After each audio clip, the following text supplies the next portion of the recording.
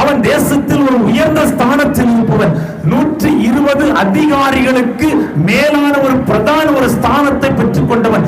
இவனை எப்படியாகிலும் அழித்து விட வேண்டும் என்று சொல்லி ஒரு கூட்டங்கள் வகை தேடி அந்த ராஜாவினிடத்தில் இப்படியாக சொல்கிறார்கள், ராஜாவே 30 நாட்கள் வரையிலும் உம்மை தவிர யாரிடத்தில் என்ன செய்யக்கூடாது, வேண்டுதல் செய்யக்கூடாது என்று சொல்லுகிற பொழுது இந்த தானியேலுக்கு எல்லாம் தெரியும். அங்கே பத்திரத்தில் கையெழுத்து போடப்படுகிறது, முத்திரை வைக்கப்படுகிறது. ராஜா முத்திரையிட்டதை யாராலும் மாற்ற முடியாது. ஆனால் இது தெரிந்த போதிலும் அவன் தேவனை நோக்கி மன்றாடுகிறான். நல்ல கவனிக்கணும். முதலாவது, இவன் பிரச்சனையின் நேரத்திலும் தேவனை நோக்கி பார்க்கிறான். அல்லேலூயா. நம்ம வாழ்க்கையில் என்ன பிரச்சனை வந்தாலும், என்ன போராட்டங்கள் வந்தாலும் தேவனை பார்க்கிறத மறந்து விடவே கூடாது. நம்ம வாழ்க்கையில பிரச்சனை வந்த உடனே முதல் செய்கிற காரியம், கடவுளே உனக்கு கண்ணு இல்லையா, உனக்கு கண்ணு காது. ஏன் நம்ம பிரச்சனை தலைக்கு மேல போன உடனே என்ன பேசுகிறோம் நம்ம என்ன செய்து விடும், மறந்து விடுகிறோம். ஆனா இங்க வேதம் சொல்கிறது, தானியேலை கொலை செய்வதற்கு ஒரு கூட்டங்கள் சதி திட்டம் தீட்டிவிட்டது.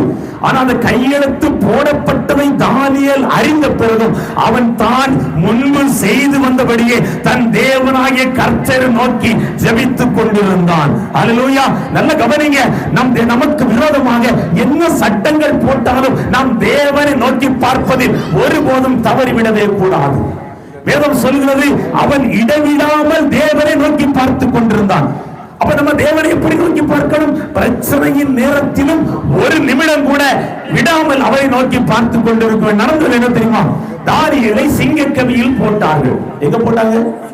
நம்ம சிங்கத்தை போட்டாயில பார்த்தாலே பயப்படுவோம், அப்படிதானே? சிலர்லாம் சிங்கம் சொன்னாலே பயப்படுவாங்க. ஆனால் தானியேல் அப்படி அல்ல.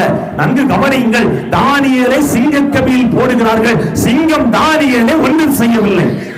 அடுத்த நாள் ராஜா தன்னுடைய அரண்மனையில் புறப்பட்டு வருகிறார். தானியேலே, நீ இடைவிடாமல் ஆராதிக்கிற உன் தெய்வம் உன்னை விடுவிக்க வல்லவராய் இருந்தாரா? அங்கே இருந்து தானியேலின் குரல் கேட்கிறது, கர்த்தர் என்னை விடுவிக்க வல்லவராய் இருந்தார். நல்ல கவனிங்க. இவரை போடுவதற்கு ஒரு சதி திட்டங்கள் போட்டதல்லவா? அந்த கூட்டத்தை கொண்டு வர சொல்லுகிறார்கள். அவர்களை போட்டவுடன் அவர்கள் கீழே போவதற்குள் அவர்களை பட்சித்து போட்டது என்று வேதத்திலே சொல்லப்பட்டிருக்கிறது.